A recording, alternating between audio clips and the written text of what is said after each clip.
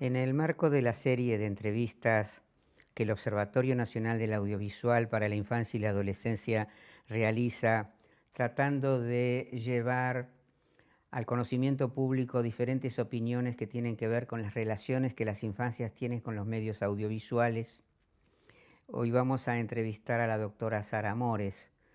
La doctora Sara Mores es especialista en psicología y psiquiatría pediátrica. Es autora de varios libros al respecto y es docente en el Hospital Pediátrico de La Plata. Con ella vamos a conversar. Primero querría preguntarte, ¿cuál es para vos y cuáles son para vos las diferencias entre que un niño y una niña tengan contacto con imágenes audiovisuales y cuando tienen una relación con los textos o con las ilustraciones de los textos en las primeras etapas evolutivas?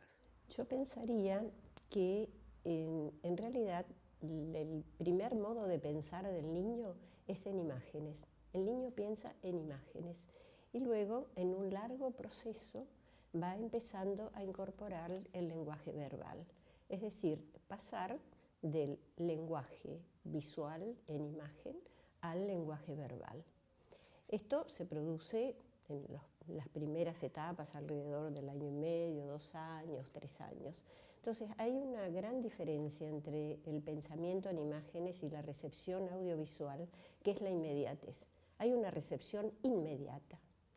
Y en el caso del lenguaje verbal, digamos, las ilustraciones, la lectura, es decir, más que las ilustraciones, la lectura, ahí hay un proceso de mediatez, ya no es inmediato. Entonces esto hace que la forma de pensar y de recibir las imágenes sea en lo que se llama el pensamiento intuitivo o rápido. La otra manera, la del lenguaje verbal, la mediatez, es a lo que se llama el pensamiento complejo, que incluye otras variables que el pensamiento intuitivo no las incluye. Es inmediato. Cuando vos decís inmediatez, ¿cuál es el significado de la palabra inmediatez en este contexto? Que no hay una intermediación entre la recepción y la incorporación del estímulo. Es inmediato. La imagen y se incorpora. Cuando estamos ya en presencia del lenguaje verbal, o a través, mejor dicho, no en presencia solamente, cuando un niño ve una ilustración o lee, eso ya es inmediato. Hay algo intermedio entre él y el objeto. Entonces quiere decir que este primer contacto con la imagen audiovisual es un aspecto fundamental en el desarrollo del conocimiento del niño. O sea, es el primer contacto a través del cual él comienza un camino de conocimiento. Y además es la forma en que él se va a sentir seguro. Porque su pensamiento en imágenes está fundamentalmente mediado, por decirlo así, por la madre. Cuando yo digo madre no me refiero a la mamá solamente, sino a los significativos familiares, que hacen una estrecha conexión con el niño, se la llama relación simbiótica, binomio, etc., donde es tal la relación que la madre debe pensar y sentir por el niño para que esto ayude a que él cree que es él el que siente y piensa, aunque sea el otro que le transmite sus pensamientos, y va así construyendo su subjetividad y va así sintiéndose seguro y con la posibilidad de investir el mundo, es decir, investir a otros más allá de los significativos familiares.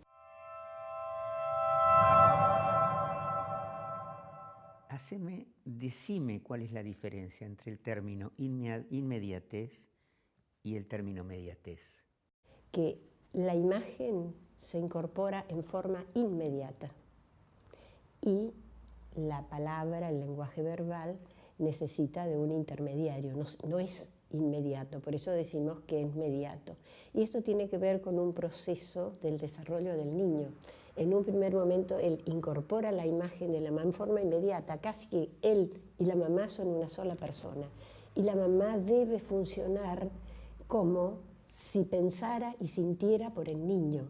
Esto hace que él incorpore a la mamá o a los otros significativos familiares, se sienta seguro y esto le permita entonces incorporar a los objetos del mundo, a las otras personas fuera de los familiares, y eso es muy importante porque es el comienzo donde él va a empezar a funcionar lo mediato, es decir, lo que él percibe que es algo diferente a mamá, a papá, a la imagen, él empieza a pensar si eso ya es el mundo externo, ya no es el mundo interno solamente, que era lo que correspondía a la relación mamá-bebé como única. Y entonces eso va a ayudar a que aparezca la función simbólica. Y ahí aparece la palabra, porque él va a poder representar un objeto gato con la palabra gato. Ahí ya hay algo intermediario, algo mediato. Esa es la base para que él después pueda mirar una ilustración, que ya no es incorporar, pueda tener algunas críticas a lo que está viendo y pueda leer. Cuando él está leyendo, ya el proceso es mediato.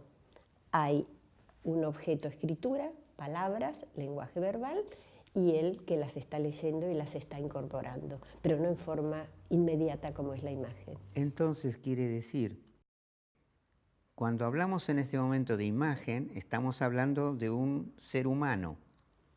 Estamos hablando de una madre, estamos hablando de un ser humano o de un ser animal, no importa, pero es un ser real, vivo, existente.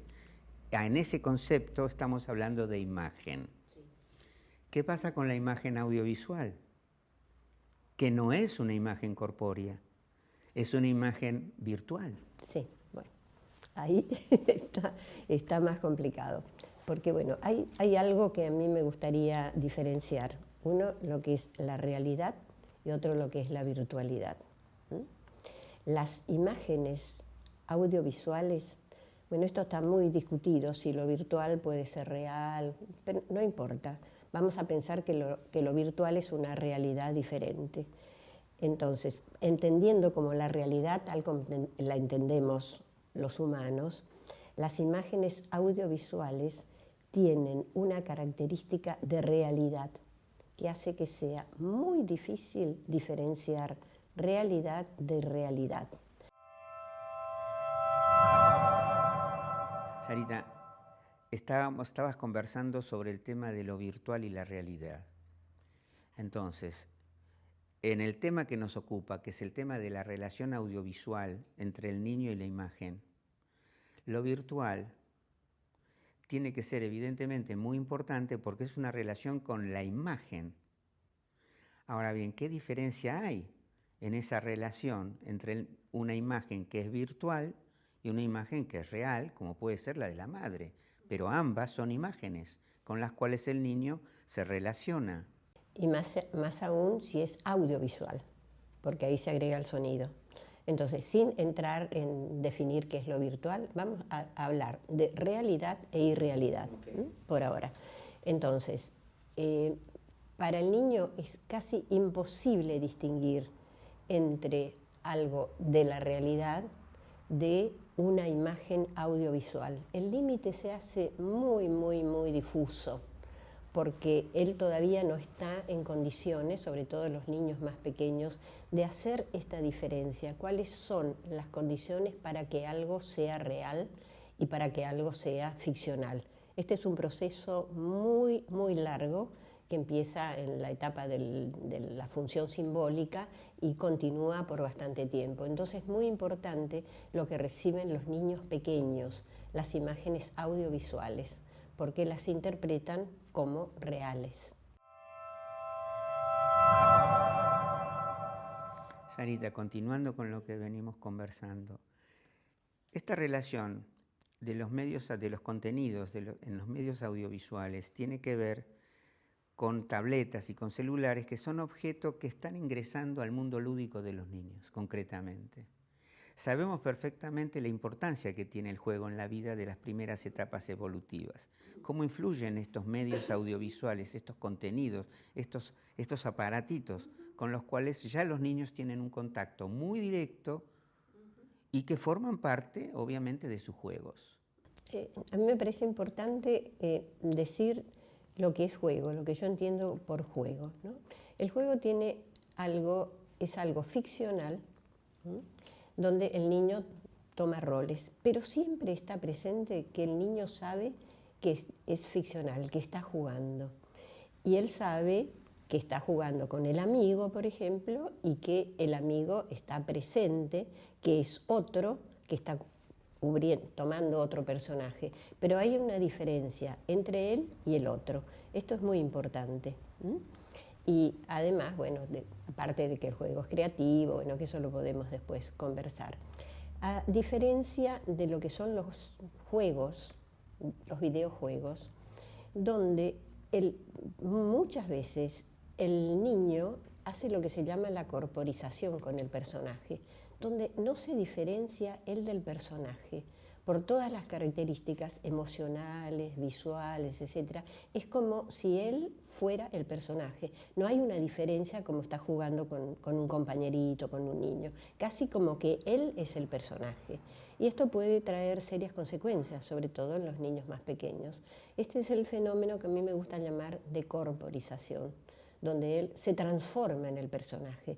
No es que él está jugando con un personaje o está jugando a ser un personaje, como cuando juega con un compañerito. Entonces, esto crea realmente diferencias importantes en la relación con los otros. Esto tiene que ver no solamente entonces con los videojuegos, esto tiene que ver evidentemente también con que si el niño o la niña está mirando una serie en la tableta, o sea, donde no es un videojuego, donde está simplemente como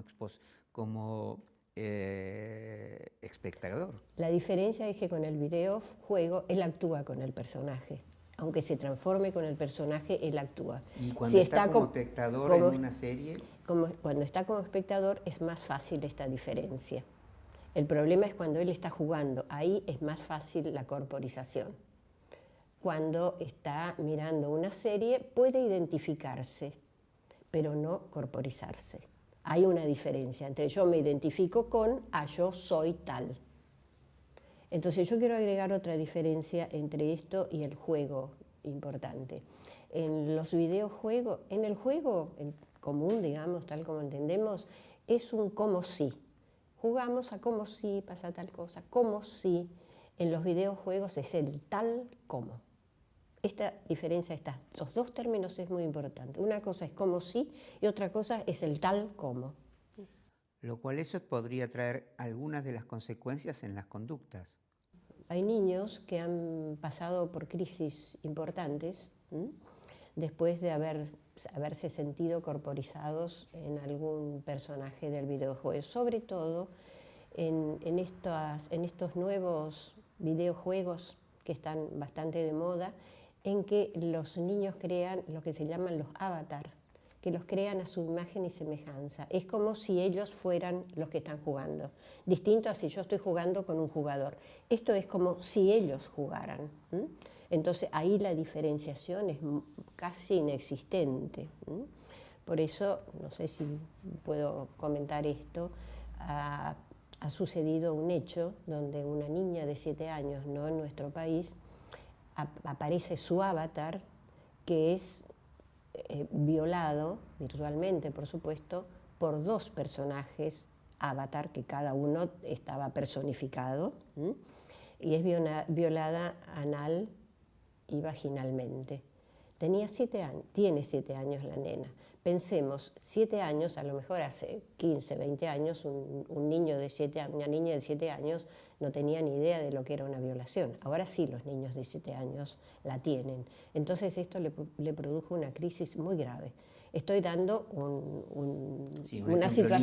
una situación extrema, ¿no? Pero sí hay otros donde ellos llegan a corporizarse con otros, no tan grave como este, y entonces empiezan a actuar y a sentir como si no fueran ellos.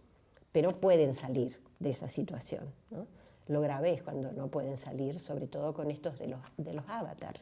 ¿Y cómo sería una recomendación? O sea, ¿vos recomendás que un niño o una niña tenga contacto con este tipo de aparatos a partir de qué edad y en qué condiciones?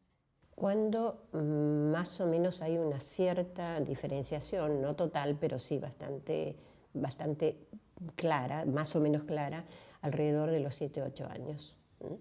A mí me parece que, o si toman contacto con esto, que haya mucho control de los padres en ver qué jueguitos o qué hacen, porque justamente la diferenciación entre realidad y ficción no está tan establecida. 7 o 8 años más o menos, ¿no? Pero aún así yo creo que hay que controlar esto. Los padres deben controlar. Sarita, seguimos en el tema del juego. Lo que pasa es que ahora me gustaría que pasemos a conversar cuando ya la niña y el niño entran en la edad escolar.